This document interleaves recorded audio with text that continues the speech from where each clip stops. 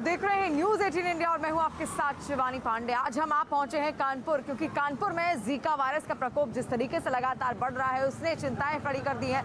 लोगों में दहशत का माहौल है और जिस सोसाइटी में हम इस वक्त खड़े हैं वहीं पर पहला जीका वायरस का केस पाया गया था। अगर आंकड़ों की बात की जाए, फिलहाल सबसे पहले आपको आंकड़े बता दें, उस 79 केस अब तक हो चुके हैं। इससे पहले 66 केस थे और 13 केसेस और ज़्यादा अब बढ़ गए हैं। और एक बार तस्वीरें अगर हम आपको दिखाना चाहें, क्योंकि जो एरिया है यहीं पर सबसे ज़्यादा संक्रमण पाया गया था, तब से यहाँ पर दहशत का माहौल है। लोग डरे हुए हैं, बहुत कम से कम लोग यहाँ पर पहुँच रहे हैं, लेकिन प्रशासन पूरी मुस्तैदी बरता हुआ है। प्रशासन की ओर से सारी मुस्तैदियाँ बरती जा रही हैं और अभी कुछ देर पहले ही यहाँ पर जीका को लेकर एक पोस्टर भी लगा दिया गया है। जीका के लक्षण अगर हैं, सिर में दर्द, बुखार का होना, जोड़ों में दर्द और सूजन होना, आंखों का लाल होना, त्वचा पर लाल चकत्ते उभरना, और जीका से कैसे बच सकते हैं वो भी उपाय यहाँ पर लिखे हुए हैं। मच्छरों से किस तरीके से आप बचाव कर सकते हैं।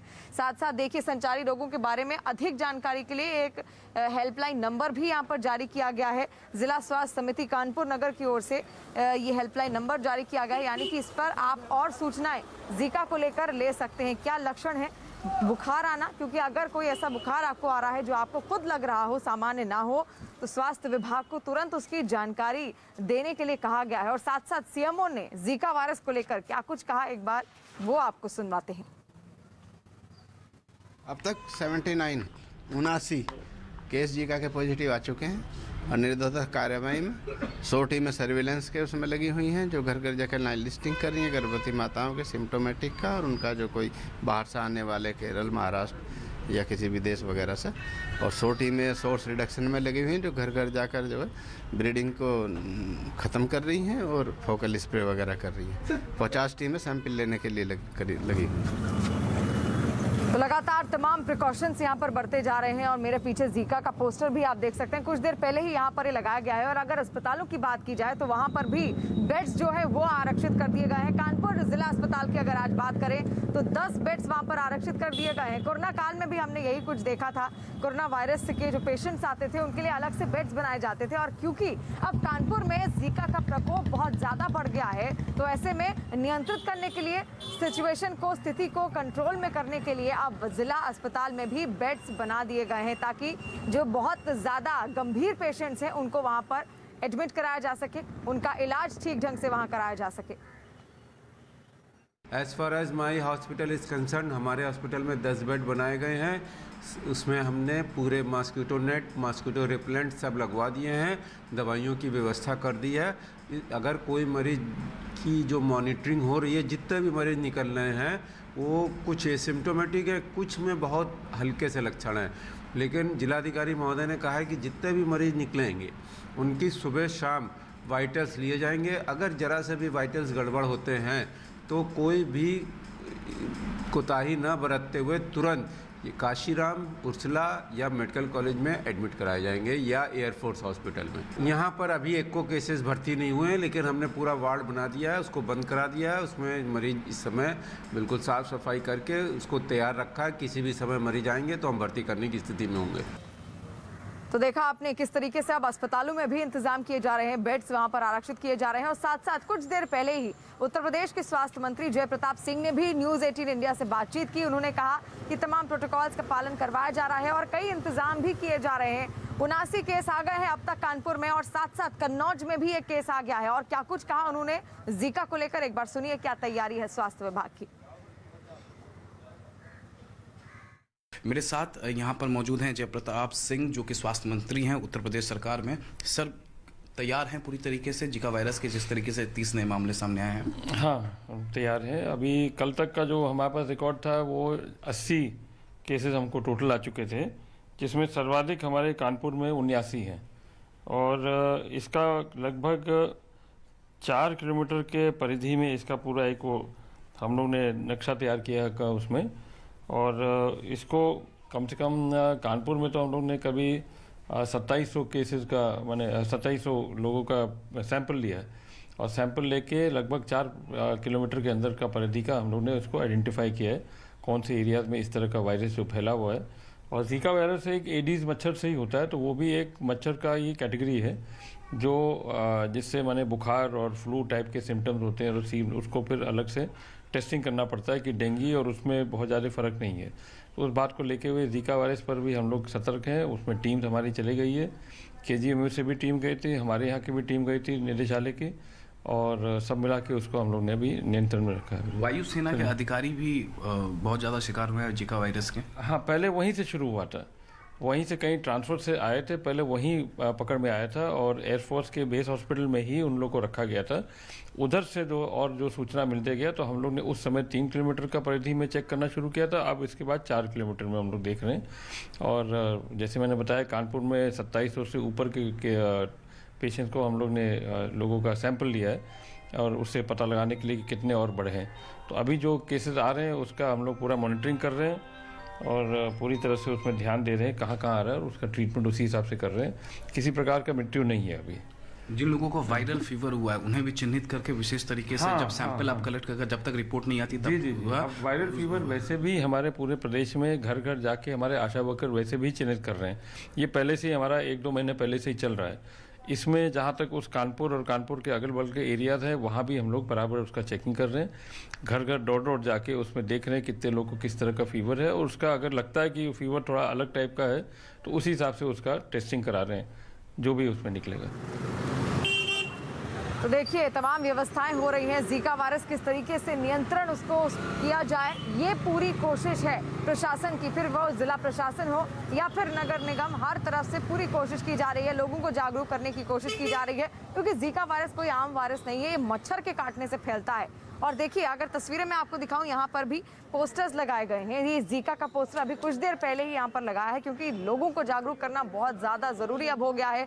79 केस आ गए हैं। मच्छरों से बचाव किस तरीके से आप कर सकते हैं, दरवाजे और खिड़कियों पर जाली लगवाएं, नियमित मच्छरदानी का प्रयोग करें, मच्छर रोधी उपाय अपनाएं, और इस तरीके के उपाय बताए गए हैं। और साथ साथ क्या लक्षण हो सकते हैं, सिर दर्द, बुखार का होना, जोड़ों में दर्द और सूजन होना, आंखों का लाल होना, त्वचा का लाल चकत्ते पड़ना, उभरना, ये सभी लक्षण हैं। और लोगों से कहा गया है कि अगर इस तरह का कोई भी लक्षण, सिर दर्द, बुखार जो उनको सामान्य ना लग रहा हो, अगर उनको महसूस हो रहा है तो तुरंत इसकी सूचना वो स्वास्थ्य विभाग को दे। साथ साथ एक हेल्पलाइन नंबर भी जारी किया गया है, जिसकी सूचना और जानकारियां भी ले सकते हैं वहाँ पर जो लोग हैं, जो जनता है, क्योंकि यहाँ पर इस वक्त दहशत का माहौल लगातार बना हुआ है। लोग डरे सहमे हुए हैं, क्योंकि ये वही इलाका है जहाँ पर पहला जीका का केस निकला था।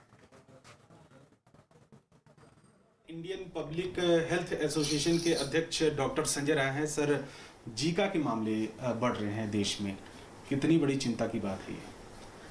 देखिए, ये सारे जो है वेक्टर बॉर्न डिजीज़ हैं, चाहे डेंगू हो, चिकनगुनिया हो, जीका हो। जीका जो है सेम वही वेक्टर है, इसका भी, जो डेंगू और चिकनगुनिया को फैलाता है। थोड़ा सा जो रिपोर्टेड है, प्रेग्नेंट लेडी को होता है तो प्रॉब्लम होती है, क्योंकि माइक्रोसिफेली एक प्रॉब्लम होती है जो इससे होता है। बच्चों में जब डेवलपमेंट, ब्रेन का डेवलपमेंट नहीं हो जाता, छोटा सा उनका ब्रेन जो है छोटा रह जाता है, ये प्रॉब्लम होती है, रिपोर्टेड है, बट सब में नहीं होती है, कुछ है। तो ये समस्या है, इसको जल्दी से जल्दी कंट्रोल करना चाहिए। दूसरा, सिर्फ ट्रांसमिशन सिर्फ इससे नहीं होता। एक बार अगर किसी को हो गया तो वह जो है और भी रूट से, जैसे सेक्सुअल रूट से भी ट्रांसमिट हो जाता है, जो कि डेंगू ये सब यूजुअली नहीं होता है। यह जो है सेक्सुअल रूट में, तो एक आदमी के होने के बाद वह दूसरों को भी जो है और भी रूट से जो है या बॉडी फ्लूइड्स से ट्रांसमिट होता है। तो ये इसका ट्रांसमिशन उसमें हो सकता है। ब्लड ट्रांसफ्यूजन कर रहे हैं तो उसमें भी हो सकता है, अगर जीका वायरस है।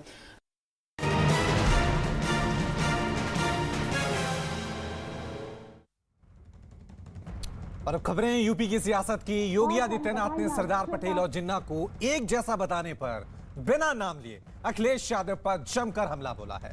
योगी ने औरैया में कहा कि जिन्ना और पटेल एक जैसे नहीं हो सकते। योगी ने जिन्ना की पटेल से तुलना को शर्मनाक बताया। योगी ने जिन्ना को देश तोड़ने वाला और पटेल को देश को जोड़ने वाला बताया। दूसरा, महापुरुषों का अपमान जो हो रहा है, आपने देखा होगा, एक दल के नेता ने पिछले दिनों एक वक्तव्य जारी किया था, और वक्तव्य क्या जारी किया था, यानी भारत की अखंडता के प्रतीक सरदार पटेल की तुलना देश तोड़क जिन्ना से करने का कुत्सित प्रयास किया था। इस प्रकार के शर्मनाक और निंदनीय बयानों को पूरे प्रदेश को खारिज करना चाहिए। एक सरदार पटेल देश को जोड़ने वाले थे, भारत की अखंडता के प्रतीक हैं। भारत की 563 से अधिक रियासतों को भारत गणराज्य का हिस्सा बनाने का श्रेय अगर किसी एक महापुरुष को जाता है, लौह पुरुष सरदार वल्लभ भाई पटेल को जाता है। और भारत को तोड़ करके जिन्ना को अपना आदर्श मानने वाले लोग आज भी जिन्नावाद का समर्थन करते हुए जिन्ना के उस डायरेक्ट एक्शन को इस देश को नहीं भूलना चाहिए, जहां जिन्ना ने मुस्लिम उपद्रवियों से हिंदुओं की कत्लेआम करने के लिए कहा था। जिन्ना के इस कुत्सित कृत्यों के देश कभी विस्मृत नहीं कर सकता और उसे राष्ट्र तोड़क के रूप में ही हमेशा निंदित करेगा। लेकिन आज जिन्ना और सरदार पटेल की तुलना करने का जो प्रयास हो रहा है, हमें ऐसे तत्वों के उन मंसूबों को समझना होगा। सरदार पटेल देश को जोड़ने वाले हैं, जिन्ना देश को तोड़ने वाले हैं। दोनों समकक्ष नहीं हो सकते। सरदार पटेल राष्ट्र नायक हैं, लेकिन भाइयों बहनों, जिन्ना भारत की एकता को खंडित करने वाले हैं। जो लोग ये तुलना करने का प्रयास कर रहे हैं, हमें उनके प्रति सतर्क रहना होगा। वहीं जिन्ना वाले बयान पर कायम रहते हुए अखिलेश यादव ने कहा कि सवाल उठाने वाले लोगों को किताबें एक बार फिर से पढ़नी चाहिए। बार-बार कई राजनीतिक दलों ने उसको चलाया है, कई राजनीतिक दलों ने उसको सवाल उठाया है। जो आपने महात्मा गांधी और जिन्ना को लेकर कहा था, उसका कॉन्टेक्स्ट क्या था? अगर आप एक बार क्लियर कर दें। क्यों करे कॉन्टेक्स्ट? मैं तो कहूंगा ना कि दोबारा किताबें पढ़ लें, दोबारा किताबें पढ़नी चाहिए। तो जिन्ना पर दिए अपने बयान पर कायम रहते हुए अखिलेश यादव ने कहा कि सवाल उठाने वाले लोगों को किताबें एक बार फिर से पढ़नी चाहिए। उन्होंने एक बार फिर यह बयान दिया है।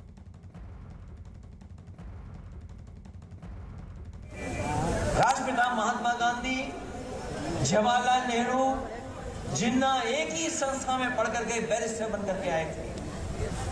एक ही जगह पर पढ़ाई लिखाई की उन्होंने, वो बैरिस्टर बने, उन्होंने आजादी दिलाई। बार-बार कई राजनीतिक दलों ने उसको चलाया है, कई राजनीतिक दलों ने उसको सवाल उठाया है। जो आपने महात्मा गांधी और जिन्ना को लेकर कहा था, उसका कॉन्टेक्स्ट क्या था? अगर आप एक बार क्लियर कर दें। क्यों करे कॉन्टेक्स्ट? मैं तो कहूंगा ना कि दोबारा किताबें पढ़ लें, दोबारा किताबें पढ़नी चाहिए। योगी ने औरैया में कहा कि पिछले 4.5 साल में एक भी दंगा नहीं हुआ। तो वहीं अखिलेश ने बीजेपी पर हमला कर पूछा कि यूपी में निवेश कहां आया। पर्व और त्योहार आते थे, दंगे शुरू हो जाते थे। भाइयों बहनों, कोई पर्व और त्योहार आता था, आस्था पर भी कुठाराघात होता था और छोटे बड़े सभी व्यापारियों की कमाई भी लूट जाती थी। और यही नहीं, आम जन आस्था पर प्रहार होने की बजाय होता ही था। झूठे मुकदमे सामान्य कार्यकर्ताओं और नागरिकों पर लाद करके उनकी जवान को बंद किया जाता था। लेकिन आपने 4.5 वर्ष के अंदर देखा होगा, प्रदेश में 4.5 वर्ष में एक भी दंगा नहीं हुआ। और जिसने दंगा करने का प्रयास किया उसको 2 टुक बता दिया कि भैया दंगा करोगे तो इसके बाद क्या होने जा रहा है, 7 पीढ़ियों का लिख के छोड़ जाइए, क्योंकि वे 7 पीढ़ियां भरते भरते थक जाएंगी, लेकिन ये पूर्ति नहीं कर पाओगे। इसलिए दंगा करना छोड़ दो, आस्था के साथ खिलवाड़ करना छोड़ दो, पर्व और त्योहारों की परंपरा पर व्यवधान पैदा करना छोड़ दो। कि भारतीय जनता पार्टी ये बताए, क्योंकि हम लोग गोमती के किनारे बैठे हैं, जब डिफेंस एक्सपो लगा था तो इसी गोमती किनारे को सजाया गया था, सुंदर बनाया गया था, इसकी साफ सफाई की गई थी, फौज को दिखाने के लिए, जो इन्वेस्टर हैं उनको दिखाने के लिए हवाई जहाज, हेलीकॉप्टर, रोइंग, न जाने क्या क्या पानी की चीजें, बोट्स डाली गई थी। वो इन्वेस्टमेंट कहाँ है? वो इन्वेस्टमेंट कब आएगा? और यहीं पर सबसे बड़ा एक इन्वेस्टमेंट मीट हुई थी जिसमें न जाने कितने लाख करोड़ का ये कहा गया था कि इन्वेस्टमेंट आने वाला है, MOU हुआ है। आखिरकार कितने लोगों को नौकरी मिली, कितने को रोजगार मिला, कौन सा कारखाना लग गया, कम से कम बताएं। और मुझे उम्मीद है कि बड़ी तैयारी के साथ आजमगढ़ जाया जा रहा है। वो इन्वेस्टमेंट से कौन सा कारखाना लगा है वहां, ये बताएं। महोला बहुत समाजवादियों का पुराना गढ़ रहा है।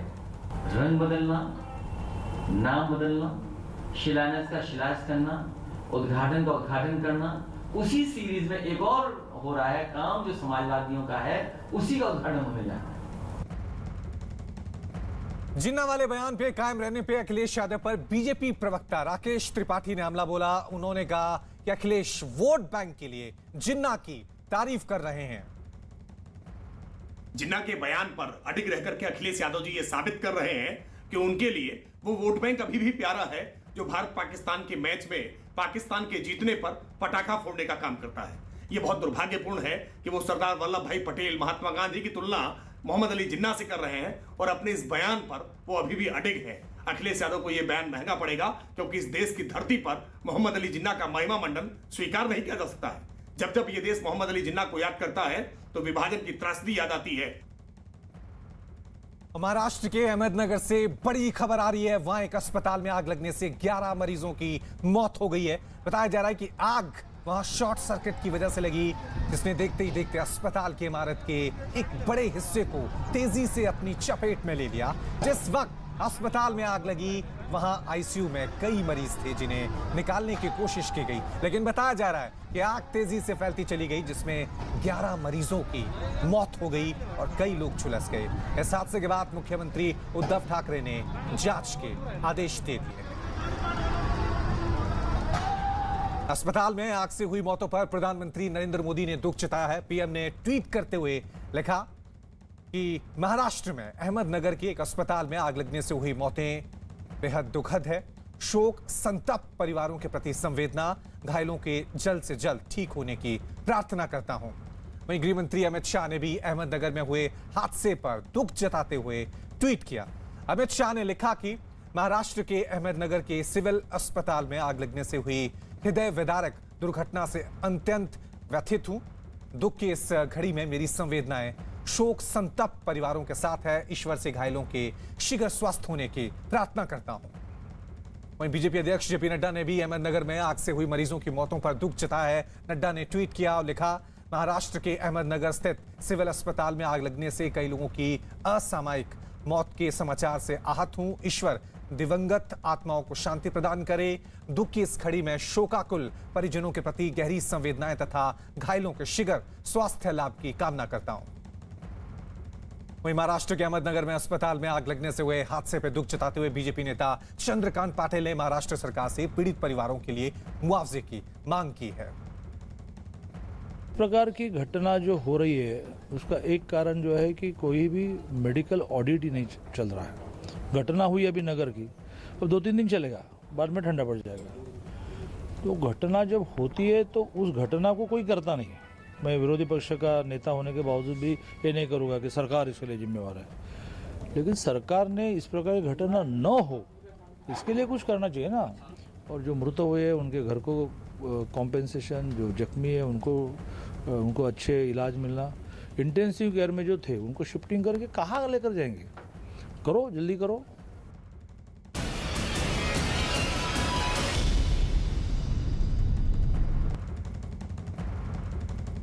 और अब बात करते हैं तेल पे हो रहे खेल की। चंडीगढ़ में अकाली दल ने वैट घटाने की मांग को लेकर पंजाब के सीएम चरणजीत सिंह चन्नी के आवास के बाहर प्रदर्शन किया। सैकड़ों की संख्या में अकाली दल के कार्यकर्ता सीएम आवास के बाहर जुट गए और नारेबाजी करते हुए आगे बढ़ने लगे। इस दौरान वहां मौजूद पुलिस वालों ने उन्हें रोकने की कोशिश की, लेकिन अकाली दल के कार्यकर्ता रुके नहीं और आगे बढ़ने की कोशिश करते रहे, जिसके बाद पुलिस वालों को लाठीचार्ज करना पड़ा। पुलिस के एक्शन में आते ही वहां भगदड़ मच गई और हर तरफ अफरा तफरी का माहौल दिखाई पड़ा। तस्वीरें आप देख सकते हैं किस तरह से अकाली दल के कार्यकर्ता वैट घटाने को लेकर पंजाब सरकार के खिलाफ विरोध प्रदर्शन करते हुए नजर आए। इन दो तस्वीरों में आप देख सकते हैं किस तरह से इस मौके पर पुलिस ने स्थितियों को संभालने के लिए लाठीचार्ज भी किया। तेल के खेल को लेकर देश के अलग अलग राज्यों में सियासत हो रही है। बीजेपी शासित प्रदेशों में तमाम मुख्यमंत्रियों ने वैट घटाने का फैसला कर लिया है, लेकिन जहां जहां कांग्रेस की सरकार है या विपक्ष की सरकार है वहां पर अभी कोई बड़े ऐलान नहीं किए गए। यही वजह है कि पंजाब में विधानसभा चुनाव है, अकाली दल तेल के इस खेल को बड़ा मुद्दा बनाने की कोशिश कर रहा है।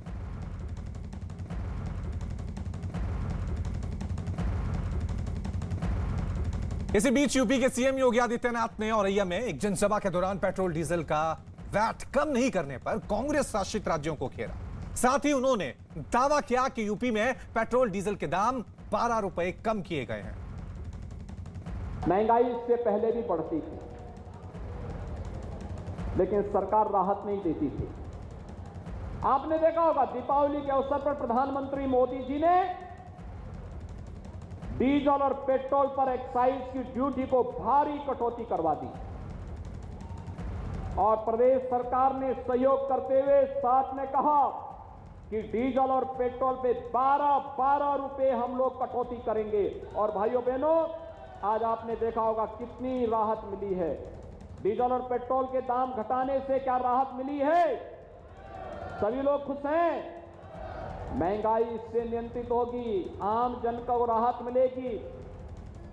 डीजल आम उपभोक्ता के साथ साथ किसानों के लिए इससे भारी राहत मिलेगी। और भाइयों बहनों, पेट्रोल हमारे युवाओं के साथ साथ नौकरी पेशा करने वाले लोगों के लिए अत्यंत महत्वपूर्ण होता है, क्योंकि उनकी बाइक के लिए, स्कूटर के लिए ये बहुत महत्वपूर्ण होता है। और भाइयों बहनों, 12 रुपए कभी आपने सुना था 12 रुपए की कमी हो रही है, लेकिन पहली बार ये भी कमी की है। वहीं दिल्ली में पेट्रोल और डीजल के दाम यूपी और हरियाणा से भी ज्यादा हैं, जिस पर डिप्टी सीएम मनीष सिसोदिया ने बताया कि दिल्ली में वैट कम करने को लेकर सरकार विचार कर रही है। केंद्र सरकार ने एक्साइज ड्यूटी कम की है, हम भी इसको एग्जामिन कर रहे हैं। कुछ राज्यों से भी पता चला है कि उन्होंने भी वैट के रेट कम किए। वो कुछ पैसे कम कर रहे हैं और कह रहे हैं राज्य सरकारें कम कर दें। राज्य सरकारें तो वैसे ही अपने संसाधनों के लिए रो रही हैं। राज्य सरकारों के पास तो वैसे ही संसाधन कम है, तो वैसे में राज्य सरकारें तो कम कर लें, लेकिन सेंट्रल गवर्नमेंट ने जो 15 रुपए से 34 रुपए बढ़ाया था उसमें से बस छोटा सा कम करेंगे, तो ये तो ठीक नहीं है। हम इसको एग्जामिन कर रहे हैं, दिल्ली पे क्या फर्क पड़ेगा, दिल्ली क्या कर सकती है, दिल्ली में कैसा हो सकता है, उसको एग्जामिन कर रहे हैं। वहीं राजस्थान में पेट्रोल के दाम आसमान पर हैं। राजस्थान में वैट ज्यादा होने की वजह से पेट्रोल डीजल सबसे ज्यादा महंगा बिक रहा है, जिस पर राजस्थान पेट्रोलियम डीलर एसोसिएशन ने राजस्थान सरकार से वैट घटाने की मांग की है। केंद्र सरकार के पेट्रोल डीजल पर एक्साइज ड्यूटी कम करने के बाद में अब राजस्थान के अंदर देश का सबसे महंगा पेट्रोल डीजल बिक रहा है। राजस्थान के अंदर 111 रुपये पेट्रोल की रेट है इस वक्त, जो सबसे देश के अंदर सबसे ज़्यादा है। लेकिन इससे ही चौंकाने वाली बात यह है कि इस वक्त राजस्थान ही एक ऐसा स्टेट है पूरे देश में जहां पर टैक्स सेंटर से ज़्यादा, यानी कि जो केंद्र सरकार पेट्रोल डीजल पर टैक्स ले रही है उससे ज़्यादा राजस्थान सरकार के अंदर वसूला जा रहा है। देखिए कि जो तेल भरवाने लोग आ रहे हैं, आप ये बताएं कि काफ़ी सस्ता किया केंद्र सरकार ने, राजस्थान सरकार को भी करना चाहिए। बिल्कुल सर, बहुत बढ़िया किया है। 5 रुपये सस्ता, 6 रुपये सस्ता किया है तो बहुत बढ़िया किया है। लेकिन जो टैक्स ले रही है केंद्र सरकार उससे भी राजस्थान सरकार ज़्यादा ले रही है, वो गलत है, वो गलत है सर। राजस्थान सरकार को भी कम करना चाहिए। बिल्कुल करना चाहिए। रिलायंस इंडस्ट्रीज लिमिटेड के चेयरमैन मुकेश अंबानी के परिवार के लंदन में घर बनाने से जुड़ी खबरों पर कंपनी ने सफाई दी है। कुछ अखबारों ने खबर छापी थी कि अंबानी परिवार ने लंदन में घर बना लिया है, जिसके बाद सोशल मीडिया पर इस पर चर्चा छिड़ गई कि अंबानी परिवार अब मुंबई के साथ लंदन में भी रहेगा। लेकिन इस पर सफाई देते हुए कंपनी ने कहा कि अंबानी परिवार की लंदन में रहने की कोई योजना नहीं है। यहां तक कि भारत के अलावा दुनिया के किसी भी कोने में रहने की अंबानी परिवार की कोई योजना नहीं है। कंपनी ने लंदन की स्टॉक पार्क नाम की प्रॉपर्टी पर सफाई भी दी और बताया कि लंदन में स्टॉक पार्क नाम की प्रॉपर्टी को रिलायंस इंडस्ट्रीज लिमिटेड ने खरीदा जरूर है, लेकिन उसमें अंबानी परिवार के रहने की कोई योजना नहीं है, बल्कि इसे एक गोल्फिंग और स्पॉटिंग रिजॉर्ट के तौर पर विकसित करने की योजना है। रिलायंस की ओर से यह भी साफ कर दिया गया है कि स्टॉक पार्क को लेकर लंदन में लोकल गाइडलाइंस का पालन हो रहा है। स्टॉक पार्क 300 एकड़ में फैली एक ऐसी प्रॉपर्टी है जिस पर 1788 में होटल बनाया गया था।